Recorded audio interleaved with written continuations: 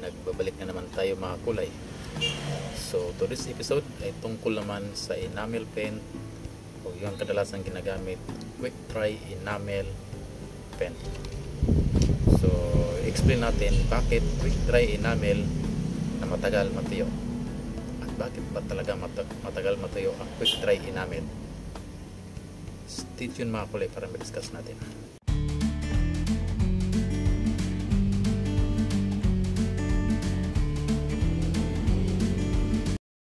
So yun mga kulay, sa episode na to ay tungkol sa quick dry enamel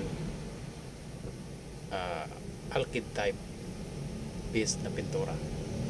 So bakit nakalagay quick dry?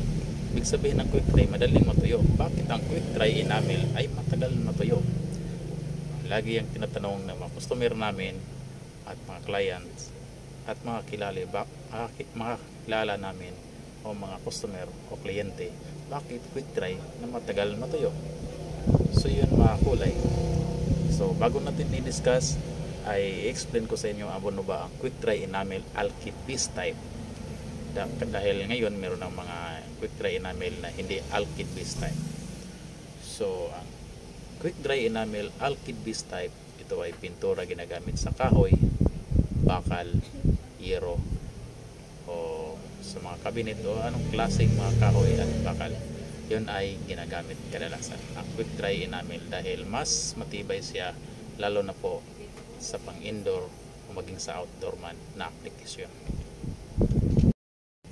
Yan ang basic na pintura ginagamit mga kulay, ang quick dry enamel, lalo na sa mga panahonan ng mga early 80s, 70s, 80s, 90s and early 2000s. Yan ang basic na ginagamit na pintura. At kahit hanggang sa ngayon ay lagi yan ginagamit ang quick dry enamel dahil mas nakakatagal yan na pintura, lalo na mas malapit sa dagat o mas malapit sa mga katubigan na area. At mas taas ang anti-corrosive niya o anti-corrosion na klase ng pintura kaysa mga regular lang na mga water-based type na pintura. So ang alkyd base type ng quick dry enamel, ito ay oil type na pintura. At ang hinahalo nito ay kadalasan ay paint thinner at pwede din ang lacquer thinner. This time mga kulay, i-discuss ko lang sa inyo at para makilala nyo ng maigi ano ba ang quick dry enamel na pintura pero matagal matuyo, kaya natawag quick dry na nakakatawa nga minsan bakit quick dry pero matagal matuyo. So ang drying time ng quick dry enamel depende yan sa brand mga kulay. For this time ang pinakita ko nyo sa video ay yung Boysen, pero halos lahat na pintura ay magkahawig lang yan ang kanilang drying time. Touchable niya ay 3 hours hanggang 8 hours ang kanyang drying time. Saka touchable ang kanyang mas magandang i-recoat mo ay hanggang mga 6 to 8 hours pwede siyang recoating. Ang pinakatuyo niya ay 12 hours to 24 hours. So sabihin mas matagal siya,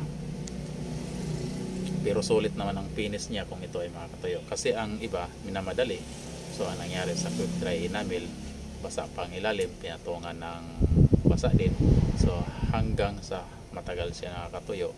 So possible ang pintura ay hindi makahinga o hindi makasingaw.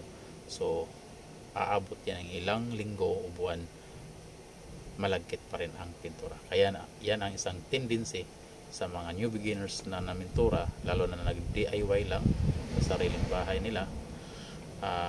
Yan talaga ang kadalasan may experience bakit matagal matuyo.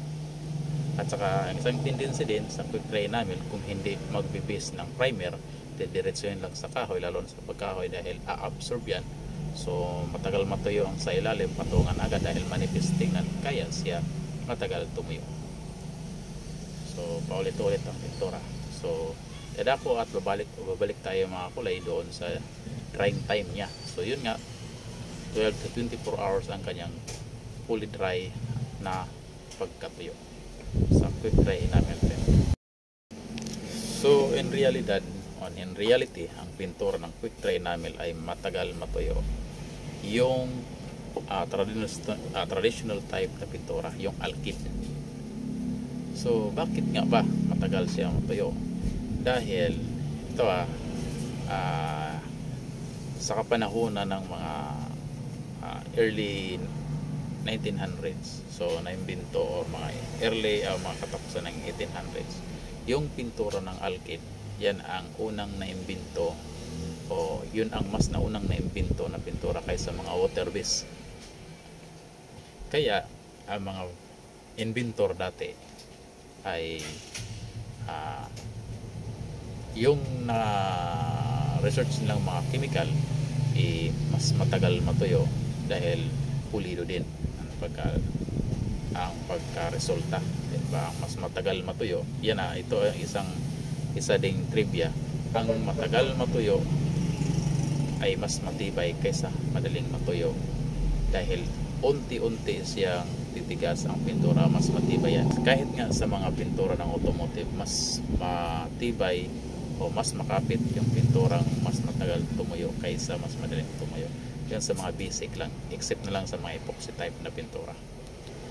Pero yung inimbento nung kapanahonan pa ng mga ninuno natin, yun ang naunang inimbento, ang mga quick dry enamel alkyd based type o oil based type na pintura. Kaya yun, mas matagal siya matuyo. So meron siyang epekto dahil sa ngayon na panahon natin is gusto natin ay instant na. So mas madali siya pangmadalian, kasi ang dati is pangmatagalan. Kahit nga sa mga bagay dati, compare mo sa ngayon, mas madali ngayon, pero mas madaling masira. Pero sa dati is matagal o hindi maganda tingnan o hindi maganda kanyang forma, pero mas matibay. Yan ang realidad. So kaya nga ang quick dry enamel dati is matagal matuyo. Pero sa ngayon meron ng mga quick dry enamel na water based, di ba? Bago niyang invento dahil sa generation to generation, unti-unti yan na sinusolve ng mga chemist o mga inventor, mga factory, na mas madaling gamitin ng tao at mas mabilis i-apply at mas convenient at saka mas makatipid, lalo na ang quick dry traditional. Ang quick dry traditional ay siyempre gagamit ng thinner, so madami ding ang brush magamit kaysa ngayon ng bagong mga pinalabas ng quick dry enamel na water based. Isang ding tendency dahil sa unang panahon ay hindi pa maraming tao o hindi pa overcrowded, kaya hindi pa masyadong aware sa nature. So kaya yun, ang mga quick dry enamel dati ay may mga content na lead, kaya unti-unti na ngayon dinidevelop ngayon na mga lead free or water based type, eco-friendly na sa ngayon na panahon kamo. So unti-unti mawawala na yung mga lead type na pintura ng mga toxic, dahil ngayon dinidevelop ang non-toxic type na pintura.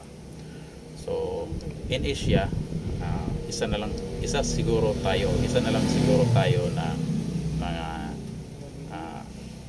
madami pang gumagamit ng mga enamel na alkyd type o oil type na pintura, dahil sa mga ibang bansa tulad ng mga US o Europe o saan man ng bandang mundo, kadalasan ginagamit nila ay water based type na pintura. Kahit mga enamel na ay water based type, kahit mga pintura lang pang semento ay kadalasan water based type. So ang Pilipinas naman ngayon ay unti-unting nagdevelop, kahit ngayon meron na talaga dinidevelop na o ni-implement na yung magandang gagamitin ay mga water based type na pintura para naman sa inang kalikasan natin, na maganda ang kakalabasan, na hindi din makakasira sa ating nature. So yan sa isang reason mga kulay bakit dinidevelop ang mga water based type na pintura. So yun mga kulay, kaya ini-upload ko o binibidyo ko itong quick dry enamel dahil kahit nga ako nung ako ay baguhan pa pumasok sa mga pintura nito, hindi ko pa masyadong alam kung ano ang mga bagay-bagay. Naging conscious din ako, natanong ko din yan, bakit quick dry nakalagay at bakit matagal matuyo.